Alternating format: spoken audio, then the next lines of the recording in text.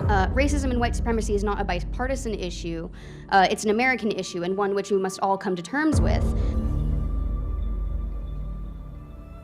Hitler knows something that your textbooks have evidently not taught you, which is that this was a project of the Democratic Party to create white supremacy. So you were talking about the evolution of the term white supremacy, racism, all of those ideas, but the fact is white supremacy is not new. The conservative values that you and many here wish to uphold, y'all kind of ignore the fact that this country was founded on the genocide of Native Indigenous peoples. Yep, and look who's outraged and offended. Talk about privilege. Look at this university gender studies major. I guarantee you, she is the most pampered child of middle-class white parents, and she doesn't appreciate anything that's been given to her by this society. But she's quick to crap all over it and to sneer. Who were called primitive savages and murdered, massacred. Racism and white supremacy is not a bipartisan issue. It's an American issue, and one which we must all come to terms with. But if the American dream, which you were talking about, is that anyone can do anything and be anything that they want, how can we support this kind of fanciful idea when the reality is that Native peoples and so many other marginalized groups, through systemic economic barriers partly caused by the environment of our founding, are left behind from that dream? The question is, I'll rephrase it. The question is, isn't it true that America was contaminated by white supremacy from the very beginning, and that the genocidal acts of white supremacy, like the displacement, relocation, and massacre of the Native Indians, is an American crime and not a partisan crime? Let me answer it this way. First of all, who were the people who took the American Indians off their ancestral lands, drove them further west, enslaved the ones who stayed, killed the ones who resisted? The answer, the Jacksonian Democrats of the 19th century.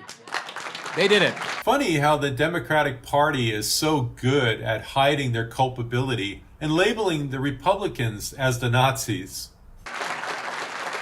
Now,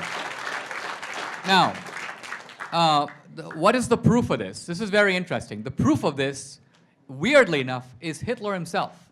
When Hitler was sitting in Landsberg prison, Hitler had a problem, and the problem was that he wanted Germany to be a superpower in the way that Britain and France were, the superpowers of Europe.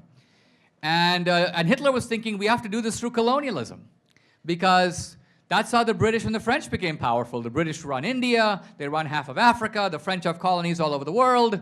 Hitler thought, Germany needs to do that.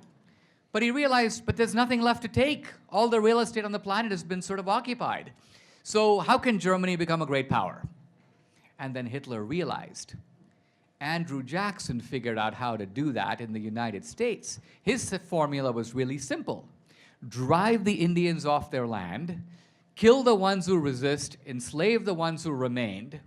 In other words, Jackson didn't have to leave his neighborhood. He performed genocide and colonialism right at home. And Hitler said, I got to do that. The Democrats were role models for Hitler. That is just too good. I got to take a page from the Jacksonian Democrats. I don't need to go hunting for India or Africa. I'm going to take the Poles, the Slavs, the Eastern Europeans, the Russians. I'm going to throw them off their land. If they resist, I'll kill them. If they stay back, I'll enslave them. I want every German to live on a farm. This is Adolf Hitler, taking a page from the book of the Jacksonian Democrats of the 19th century. Now, this has been exposed very recently by the historian Timothy Snyder and others. But here's again, Hitler knows something that your textbooks have evidently not taught you, which is that this was a project of the Democratic Party to create white supremacy, because Andrew Jackson stole that land, he gave it to settlers in exchange for their votes. He sold it at bargain basement prices. And so white supremacy becomes the foundational ideology of the Democratic Party, not just with regard to blacks, but also with regard to American Indians. The Democrats love talking about white supremacy. I guess that's why they love it. They invented it. So no, This is not a bipartisan issue. This is not an American tragedy. Remember, we fought a big civil war over issues like this. One bunch of Americans did really bad things, another bunch of Americans, otherwise called Republicans, stopped them. Man, if you're going to debate Dinesh, you'd better be ready. To see Willie Brown expose the dirt on Kamala Harris, click here, and I will see you over there.